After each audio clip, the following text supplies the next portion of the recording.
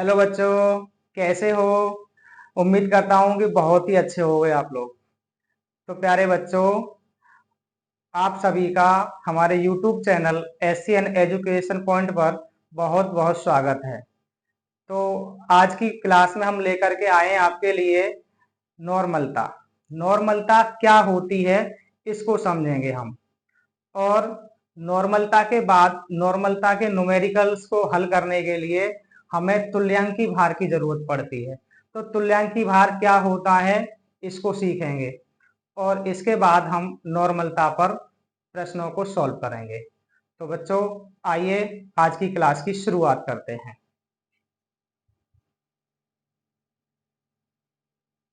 सबसे पहले हम नॉर्मलता के बारे में स्टडी करेंगे कि नॉर्मेलिटी होती क्या है। तो प्यारे बच्चों, सबसे पहले हेडिंग लगाते हैं नॉर्मलता।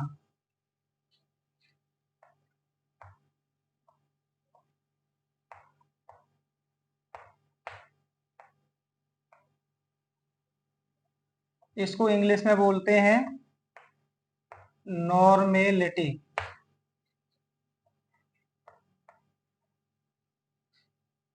और इसको हम कैपिटल एन से प्रदर्शित करते हैं। तो नॉर्मलता होती क्या है? सबसे पहली बात, नॉर्मलता क्या होती है? देखिए, किसी विलयन के 1 लीटर आयतन में उपस्थित विलेय के ग्राम तुल्यांकों की जो संख्या होती है, उसी को हम क्या कहते हैं? नॉर्मलता कहते हैं। किसी विलयन के 1 लीटर आयतन में उपस्थित विलेय के ग्राम तुल्यांकों की संख्या क्या कहलाती है बच्चों? नॉर्मलता कहलाती है। और इसको हम किससे प्रदर्शित करते हैं? कैपिटल एन से। इसका जो यूनिट होता है अर्थात मात्रक जो होता है, वो ग्राम तुल्यांक प्रति लीटर होता है। तो आइए इसकी शुरुआत करें।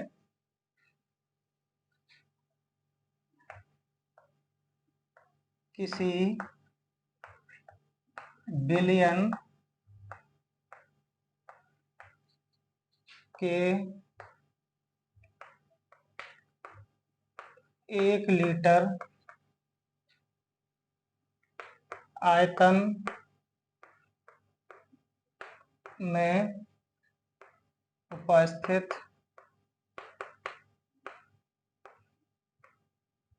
विलेय के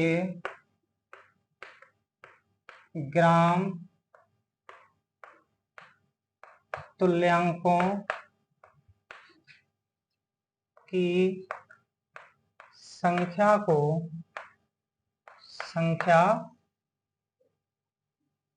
को बिलियन की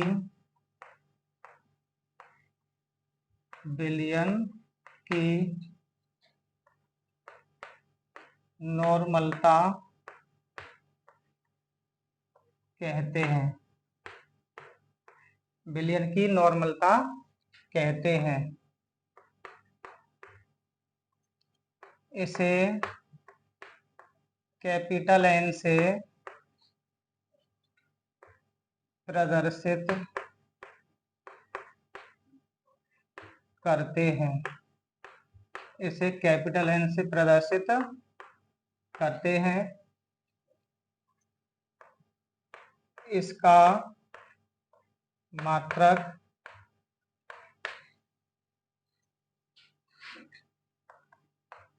ग्राम तुल्यांक प्रति लीटर होता है। इसका मात्रक ग्राम तुल्यांक प्रति लीटर होता है। अब बात आती है कि नॉर्मलता के लिए जो फॉर्मूला है वो कैसे निकालते हैं। तो आइए स्टार्ट करते हैं। यानी नॉर्मलता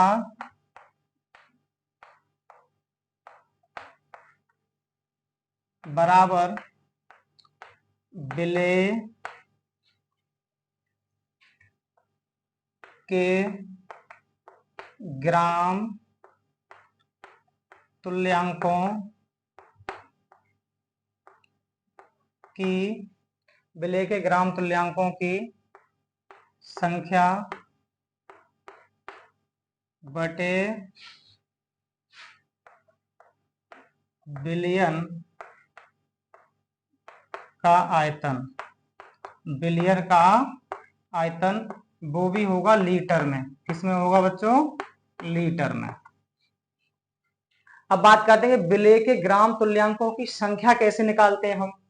विलेय के ग्राम तुल्यांकों की संख्या कैसे निकालते हैं? तो इसके लिए एक सूत्र होता है, देखिए यहां लिख रहा हूं मैं।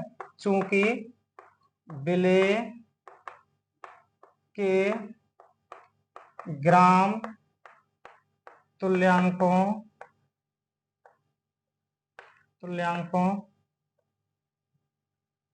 की संख्या बराबर विलेय का ग्राम में, तो विलेय का ग्राम में द्रव्यमान,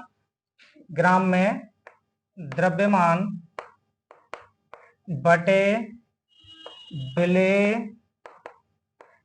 का तुल्यांकी भार। विलेय का तुल्यांकी भार। तो प्यारे बच्चों, विलेय का ग्राम में जो द्रव्यमान होता है उसको हम WB लिखते हैं। विलेय का ग्राम में द्रव्यमान जो होता है वो WB, और विलेय का तुल्यांकी भार को हम E से डिनोट करते हैं, और विलेय का है इसलिए EB हो जाएगा। तो ये विलेय के ग्राम तुल्यांकों की संख्या बराबर हमारा फॉर्मूला क्या निकला? विलेय का ग्राम में द्रव्यमान अर्थात WB और बटे विलेय का तुल्यांकी भार अर्थात EB। ये इसकी जगह इसको पूरा हम लिख देंगे। तो नॉर्मलता को हम कैपिटल N से दिखाते हैं, और विलेय का ग्राम तुल्यांकों की संख्या जो निकली हमारी, ग्राम तुल्यांकों की संख्या, वो WB बटे EB आ गई। तो WB बटे EB, और जो बिलियन का आयतन होता है वो होता है V इन लीटर। अभी तीसरा बटा ये आ जाएगा यहां पर, तो N बराबर हो जाएगा हमारा WB बटे EB गुणा V इन लीटर। इसके बाद अगर हमें ये वैल्यू जो है ml में लगानी है आयतन की, तो फिर हम ऊपर 1000 से गुणा कर देते हैं, और हमारा फॉर्मूला क्या निकल के आएगा फिर? WB गुणा 1000 बटे EB गुणा V इन ml। तो इस सूत्र के द्वारा हम नॉर्मलता के सभी न्यूमेरिकल्स को बहुत आसानी से सॉल्व कर सकते हैं। तो प्यारे बच्चों, इस सब को नोट करिए अपनी कॉपी में। तो प्यारे बच्चों, अभी आपने नॉर्मलता के लिए समझा। इसके बाद हमें नॉर्मलता के न्यूमेरिकल्स सीखने के, नॉर्मलता के न्यूमेरिकल्स को सॉल्व हम कैसे करेंगे। तो न्यूमेरिकल्स सॉल्व करने के लिए हमें तुल्यांकी भार निकालना आना चाहिए। सबसे पहली बात है ये कि हमें तुल्यांकी भार निकालना आना चाहिए। तो तुल्यांकी भार कैसे निकाला जाता है, सबसे पहले हम उसके बारे में बात करेंगे, और उसके बाद हम नॉर्मलता के न्यूमेरिकल्स करेंगे। तो आइए पहले तुल्यांकी भार के बारे में जानते हैं।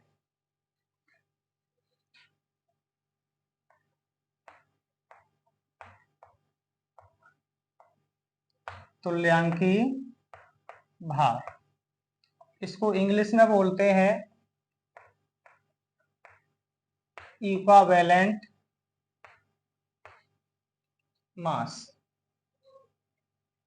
और इसको हम कैपिटल E से प्रदर्शित करते हैं। देखिए बच्चों, अम्ल का एक अलग तरह से तुल्यांकी भार निकालते हैं, इसी प्रकार क्षार का अलग, किसी तत्व का अलग, लवण का अलग, मतलब प्रत्येक का अलग अलग प्रकार से निकाला जाता है। तो सबसे पहले हम बात करेंगे कि हम अगर कोई एलिमेंट्स है तो उसका हम तुल्यांकी भार कैसे निकालेंगे।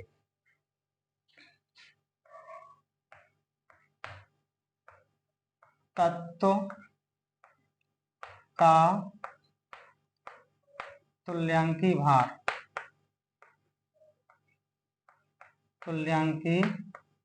भार बराबर फॉर्मूला होता है उसका परमाणु भार परमाणु भार बटे संयोजकता। तत्व के लिए हम क्या फॉर्मूला यूज करते हैं, उसका परमाणु भार बटे संयोजकता। जैसे हमारे पास एग्जाम्पल फर्स्ट है सोडियम का तुल्यांकी भार। तुल्यांकी भार को हम ई से डिनोट करते हैं, तो हम इसे लिख सकते हैं सोडियम का तुल्यांकी भार। हम ऐसे भी लिख सकते हैं और या करके हम ई ऑफ Na भी लिख सकते हैं। ई ऑफ Na का मतलब भी यही हुआ कि सोडियम का तुल्यांकी भार। तो सूत्र क्या है हमारा, परमाणु भार बटे संयोजकता। तो परमाणु भार हमने हमारी अणुभार वाली वीडियो में सभी बच्चों के लिए लिखाया है, और जिनसे अणुभार निकालना नहीं आता है या परमाणु भार जिनको याद नहीं है, वो हमारी वीडियो को जाके देखें प्लेलिस्ट से। तो सोडियम का परमाणु भार होता है 23 और संयोजकता होती है सोडियम की 1। तो जब 1 का भाग 23 में देंगे तो ये कितना आ जाएगा बच्चों, 23 आएगा। इसी प्रकार अगर हमें कैल्शियम का तुल्यांकी भार निकालना है, इसे हम कैल्शियम का तुल्यांकी भार या फिर ऐसे भी लिख सकते हैं कि ई ऑफ कैल्शियम, है ना। तो इसका परमाणु भार कितना होता है कैल्शियम का, 40 बटे इसकी जो संयोजकता है वो होती है 2। देखिए बच्चों, जो आवर्त सारणी में फर्स्ट वर्ग में जितने एलिमेंट्स आते हैं उनकी सबकी वैलेंसी 1 होती है, और सेकेंड वर्ग में जो आते हैं उनकी संयोजकता कितनी होती है, 2 होती है। तो कैल्शियम सेकेंड वर्ग में आता है, तो 40 बट्टे कितना हो जाएगा, 2 हो जाएगा। और 2 का जब इसमें हम भाग देंगे तो ये कितनी बार कटेगा, 20। तो इस प्रकार से हम किसी भी एलिमेंट्स का तुल्यांकी भार निकाल सकते हैं। दूसरी बार में हम बात करते हैं आयन का। आयन का तुल्यांकी भार। आयन का तुल्यांकी भार हम कैसे निकालेंगे, तो आयन का जो भी आयन होगा उसका तुल्यांकी भार निकालने के लिए उसका सूत्र भार, मतलब उसके सूत्र का भार बटे आवेश, क्या लगाएंगे हम फॉर्मूला, बटे आवेश, सूत्र भार बटे आवेश। जैसे हमारे पास है ये सोडियम प्लस आयन बना सकते हैं हम, सोडियम प्लस आयन का तुल्यांकी भार। तो इसका सूत्र भार मतलब परमाणु है तो परमाणु भार ही होगा, और यदि कोई बड़ा अणु है तो उसका पूरा अणुभार निकालते हैं। तो सोडियम तो एक परमाणु है तो इसका परमाणु भार लग जाएगा, और परमाणु भार कितना होगा सोडियम का, 23 बटे आवेश। आवेश कितना है इस पर, +1। तो प्लस या माइनस से हमें कोई मतलब नहीं है, उसकी संख्या से मतलब होता है। तो यहाँ पर कितना है, 1, +1 है तो 1 का भाग देंगे तो कितना आ जाएगा, 23। ऐसे ही दूसरा एग्जाम्पल हम SO4-2 का तुल्यांकी भार अगर निकालें, तो SO4 का सूत्र भार मतलब अणुभार निकालेंगे इसका। देखिए सल्फर का कितना होता है, 32, ऑक्सीजन का 16 और ये कितनी बार है, 4 बार ऑक्सीजन। तो 16 चौके 64, 64 और 32 कितना हो जाएगा, 96। तो 96 बटे कितना चार्ज है, 2। तो 2 से इसमें दे देंगे बच्चों भाग, कितनी बार कटेगा, 2 चौके 8, 2 अट्ठे 16, कितना आ जाएगा, 48। तो इस प्रकार से हम किसी भी आयन का तुल्यांकी भार निकाल सकते हैं। इसके बाद हम बात करते हैं कि किसी लवण का हम तुल्यांकी भार कैसे निकालेंगे। अगर कोई लवण आ गया न्यूमेरिकल्स में तो उसका हम तुल्यांकी भार कैसे निकालेंगे। तो नंबर 3 है लवण का तुल्यांकी भार बराबर, लवण का तुल्यांकी भार बराबर होता है उसका अणुभार बटे धनायन पर कुल धनावेश।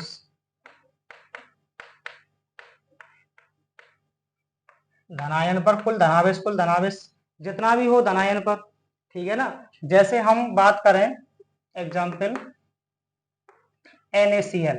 NaCl बच्चों क्या है, हमारा एक लवण है, सोडियम क्लोराइड यानी नमक।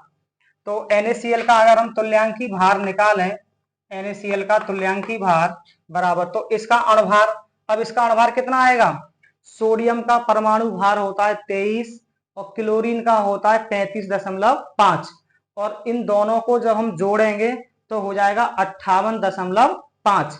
तो 58.5 बटे धनायन पर कुल धनावेश। अब इसको जब हम तोड़ते हैं तो Na प्लस और Cl माइनस में टूटता है, तो धनायन तो हमारा यही है ना, इस पर कितना चार्ज है, +1, तो +1 से इसमें भाग दे देंगे तो कितना आ जाएगा, 58.5 आ जाएगा। ठीक है बच्चों। ऐसे ही दूसरा एग्जाम्पल हमारा CaCl2 कैल्शियम क्लोराइड का तुल्यांकी भार बराबर। अब कैल्शियम क्लोराइड का तुल्यांकी भार निकालेंगे तो पहले इसका अणुभार निकालिए। देखिए कैल्शियम का 40 होता है प्लस क्लोरीन का 2 गुणा 35.5, और 35.5 का 2 से गुणा करेंगे तो 71 हो जाएगा, और 40 111 बटे, यहाँ पे ये कैल्शियम Ca+2 होता है और क्लोरीन -1 2 टाइम्स, तो यहाँ पर कितना चार्ज है, +2 चार्ज है धनायन पर, कुल धनावेश कितना है 2, और 2 से इसको काटोगे तो कितनी बार कटेगा, 2 पंजे 10 और 2 पंजे 10, 2 पंजे 10, फिर बचा 1, 2 पंजे 10 और 55.5 बार कटेगा। तो इस प्रकार से हम किसी भी लवण का तुल्यांकी भार निकाल सकते हैं। अब इसके बाद हमें अम्ल और क्षार का और सीखना है, पहले इसको अपनी नोटबुक में नोट करिए। तो आइए बच्चों, अब इसके बाद हम ये जानते हैं कि किसी अम्ल का हम तुल्यांकी भार कैसे निकालेंगे।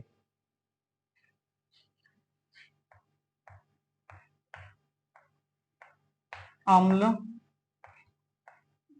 का तुल्यांकी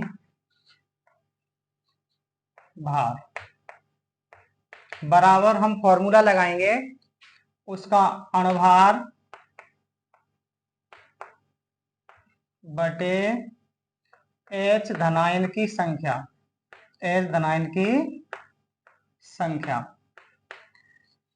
अणुभार बटे H धनायन की संख्या।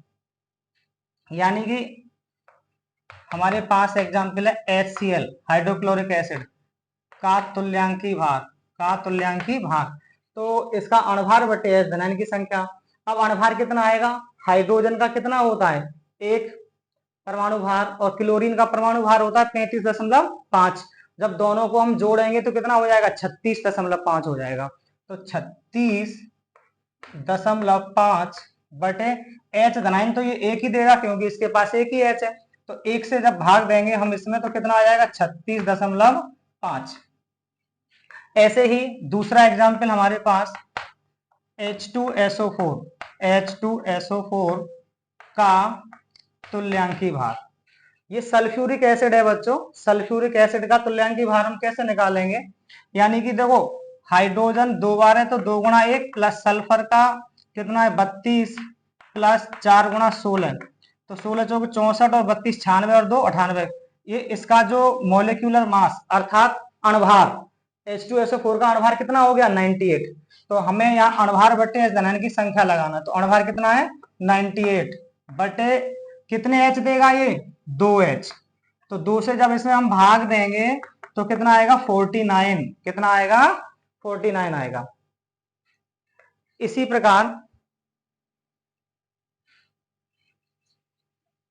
हम इसका निकाल सकते हैं H3PO4 का तुल्यांकी भार, तो यहां पर इसका अणुभार लगाएंगे हम, क्या लगाएंगे इसका अणुभार, तो अणुभार को हम m से डिनोट करते हैं, और यहाँ पे अगर अणुभार निकालोगे तो 3 गुणा 1 हो जाएगा, और फॉस्फोरस का प्लस 31 होता है और प्लस 4 गुणा 16, 16 चौके 64, 64 और 3 हो जाएंगे 67, 67 और ये तुम्हारा 68 और 30 98 हो जाएगा, ये 68 और 30 98, तो 98 बटे, इसकी स्ट्रक्चर बनाएंगे हम जरा कि P एक डबल बॉन्ड के साथ बनता है O, और ये OH ये OH, इसके पास जितने OH होंगे ये बच्चों उतना ही H धनायन देगा, जितने OH होंगे उतना ही ये H धनायन हमें देगा।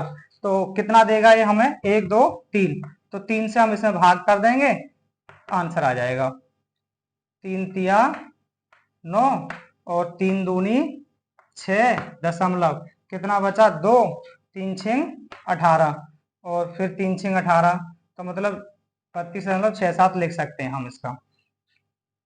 तो इस प्रकार से हम किसी भी एसिड का क्या कर सकते हैं, तुल्यांकी भार निकाल सकते हैं। अब बात करते हैं हम कि क्षार का तुल्यांकी भार हम कैसे निकालेंगे। तो नंबर 5 आएगा, क्षार का तुल्यांकी भार। क्षार का तुल्यांकी भार बराबर हमारा फॉर्मूला होगा अणुभार बटे OH ऋणायन की संख्या, क्योंकि क्षार में क्या होता है OH ऋणायन की संख्या। अब क्षार होते क्या है, जिनमें क्या होता है हाइड्रोक्साइड आयन, OH आयन। तो जैसे कि NaOH का तुल्यांकी भार निकालेंगे हम, तो इसका आणभार चाहिए हमें। अब NaOH का आणभार कैसे निकलेगा, NaOH इसका होता है 23, फिर 16 ऑक्सीजन का और हाइड्रोजन का एक, टोटल कितना हो जाएगा 40 हो जाएगा। तो 40 बटे OH ऋणायन की संख्या, कितने OH दे सकता है ये, 1, तो इसमें भाग देंगे तो कितना आ जाएगा 40। ऐसे ही सेकंड एग्जांपल हम ले सकते हैं कैल्शियम हाइड्रोक्साइड, ये भी क्षार है CaOH का होल ट्वाइस। इसका जब हम निकालेंगे तुल्यांकी भार, तो कैल्शियम का कितना होता है 40 प्लस 2 गुणा इसका 16 और 1 17, 16 और 1 17, 17 दूनी 34 और 40 कितना हो जाएगा 74, तो इसका हो जाएगा तुम्हारा 74 बटे कितने OH देगा ये 2, तो 2 से जब इसमें भाग देंगे हम तो कितनी बार कटेगा ये 37 बार। तो ऐसे हम सभी कंपाउंड्स का, अम्ल हो या क्षार हो या लवण हो या आयन हो या तत्व हो, सभी का हम अलग अलग तुल्यांकी भार निकाल सकते हैं।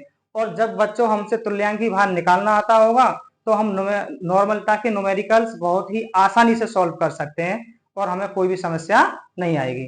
तो इसको नोट करिए अपनी कॉपी पर।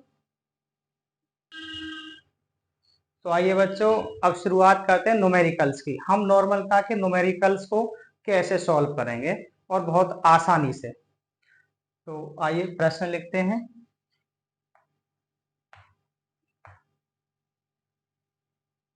यहाँ पे 4 ग्राम NaOH, कास्टिक सोडा बोलते हैं इसे, सोडियम हाइड्रोक्साइड, 4 ग्राम NaOH को जल में घोलकर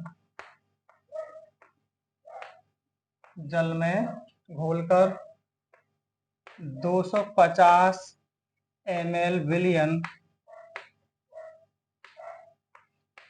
250 ml विलियन बनाया गया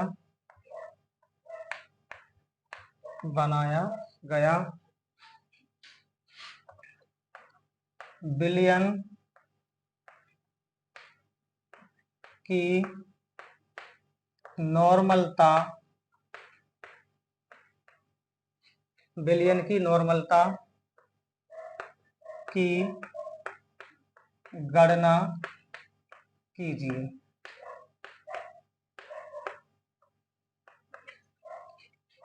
क्वेश्चन है हमारा 4 ग्राम NaOH को जल में घोलकर 250 ml विलियन बनाया गया, विलियन की नॉर्मलता की गणना कीजिए। तो बच्चों हमने आपको मोलरता के जब न्यूमेरिकल्स कराए थे तब भी हमने विलेय और विलायक छांटना सिखाया था। सबसे पहले प्रश्न हमारे बहुत आसान हो जाए, और आसान होंगे कैसे, जब हम सारी वैल्यू को अलग अलग छांट लेंगे। फिर प्रश्न में ये देखेंगे कि पूछा क्या जा रहा है, जो प्रश्न में पूछा जा रहा है उसको लिखेंगे हम, उसके बाद उसका सूत्र क्या होता है उस सूत्र को लगाएंगे हम, तो न्यूमेरिकल्स हमारा बहुत ही आसान हो जाएगा।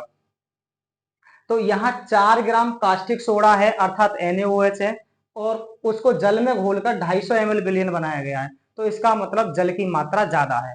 तो विलायक का काम कौन करेगा यहाँ पर? जल। और विलेय का काम कौन करेगा? NaOH। तो सॉल्व करते हैं इसको, यानी विलायक को मानते हैं हम A। विलायक हो गया आपका H2O, और विलेय B बराबर क्या है आपका? NaOH। विलेय B बराबर क्या है आपका? NaOH। अब यहाँ पर देखो विलेय की जो मात्रा है, NaOH की जो मात्रा है वो 4 ग्राम है। तो विलेय की मात्रा को बच्चों हम क्या लिखते हैं? WB। WB बराबर क्या है? 4 ग्राम। इसके बाद 250 ml विलयन अर्थात जो वॉल्यूम दिया है, आयतन दिया है विलयन का V, वो कितना दिया है? 250 ml। अब नॉर्मलता हमसे पूछ रहा है, तो नॉर्मलता निकालने के लिए हमारे पास सूत्र क्या होता है? WB गुणा 1000 बट्टे EB गुणा V। तो WB हमारे पास है और V है, क्या नहीं है हमारे पास? EB मतलब विलेय का तुल्यांकी भार। तो विलेय का तुल्यांकी भार हम निकालेंगे। कैसे निकालते हैं विलेय का तुल्यांकी भार? भाई विलेय कौन है इसमें? विलेय का तुल्यांकी भार NaOH है, और NaOH क्या है? क्षार। और क्षार का हमने आपको तुल्यांकी भार निकालना सिखाया है कि उसका अणुभार बट्टे OH ऋणांक की संख्या। तो इसका जो है अणुभार कितना आता है? 40। कितना आता है? सोडियम का 23, ऑक्सीजन का 16, हाइड्रोजन का 1। तो 23 और 16 और 1 कितना हो जाता है? 40 बटे OH ऋणांक की संख्या। तो OH कितना है इसमें? 1। तो 1 का जब भाग देंगे इसमें तो कितना आ जाएगा? 40 आ जाएगा। तो विलेय का तुल्यांकी भार आ गया 40। अब तुम्हें फाइंड क्या करना है? सबसे पहले यही लिखेंगे हम। फाइंड क्या ज्ञात करना है? वो तुम्हें ज्ञात करनी है नॉर्मेलिटी बराबर क्या, नॉर्मलता बराबर क्या। तो नॉर्मलता बराबर हमारा सूत्र क्या होता है? नॉर्मलता बराबर WB गुणा 1000 बटे EB गुणा V इन ml। यहां पर सारी वैल्यू हमारे पास है और सब वैल्यू लगा देंगे इसमें। तो n बराबर कितना आएगा? WB कितना है? 4 गुणा 1000 बटे EB कितना है? 40 गुणा V का मान कितना है? 250। अब 250 से इस 1000 को हम 4 बार काट देंगे। अब हमारे पास आया ये 4 गुणा ये वाला 4 बटे 40। 4 से 40 को हम काटेंगे बच्चों 10 बार। तो n बराबर कितना आएगा? 4 बटे 10। और जब 10 का भाग इसमें देंगे 4 में तो आएगा 0.4, यानी ग्राम तुल्यांक प्रति लीटर। यही बच्चों हमारा क्या होगा? आंसर होगा। तो इसे आप नोट करिए अपनी नोटबुक में। तो प्यारे बच्चों, आज की क्लास हमारी आपको कैसी लगी?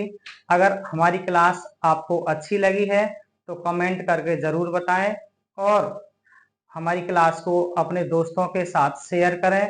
यदि आप हमारे चैनल SCN एजुकेशन पॉइंट पर नए हैं तो सबसे पहले बच्चों हमारे चैनल को सब्सक्राइब करें और बेल आइकन को दबाना बिल्कुल भी ना भूलें।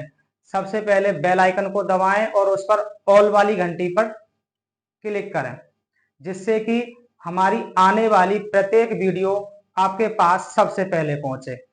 और हमारी क्लास को अपने दोस्तों के साथ शेयर जरूर करें बच्चे, जिससे कि ज्यादा से ज्यादा बच्चे हमारी वीडियो का लाभ उठा सकें। तो thank you for watching this video.